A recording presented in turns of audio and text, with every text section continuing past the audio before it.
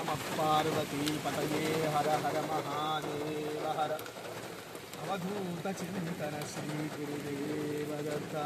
నేడు కేరళలో ఈ సాయంకాలం వరకు 1053 నదులు తీద్దామనేటువంటి బృహత్తరమైనటువంటి సంకల్పం చేత విద్యాపీఠం ఉదయం నుంచి సుమారు 350 కిలోమీటర్లు ప్రయాణించి ఈరోజు 18 నదులను తీసి ఉన్నది. ఇప్పటికే 1052 పూర్తి అయిపోయాయి ఈ నదితోటి. ఆ తర్వాత స్వామివారు అఖండ వృష్టి చేత ఆకాశగంగ ద్వారా 1053వ నదిని విద్యాపీఠం సేకరించి ఉన్నది.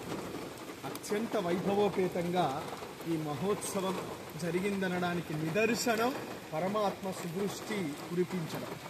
ఈ యాత్రలలో ఎక్కడా లేనటువంటి విధానంలో ఈ యాత్ర ప్రారంభమై దక్షిణ భారతదేశం అంతా తిరుగుతూ కేరళ ప్రాంతానికి వచ్చి ఉన్నాం. కొచ్చి దాటి ఉన్నాం. ఇప్పుడే అఖండంగా ఒక 5 నిమిషాల్లోపే మేఘావృతమై 152వ నది 153వ నది పూర్తిగా వర్షంలో తీసుకోవడం జరిగింది. 152 నదులు మనము నదీ తీర్థాల ద్వారా సంగ్రహిస్తే 153 స్వామివారు సాక్షాత్తు గంగమ్మనే మనకు అందజేసి ఉన్నాడు. ఇది మన విద్యాపీఠం యొక్క భాగ్యం. ఇక రేపు ఉదయం కన్యాకుమారిని చేరుకొని సూర్యోదయ సమయంలో సముద్ర తీరాల్లో 3 సముద్రాలు కలిసినటువంటి అత్యద్భుతమైనటువంటి తీర్థాన్ని సంగ్రహణం చేసుకొని చక్కగా ఆశ్రమానికి రాబోతుంది మన విద్యాపీఠం. మన అమ్మవారి యొక్క శక్తి అమోఘమైనటువంటిది, అనంతమైనటువంటిది.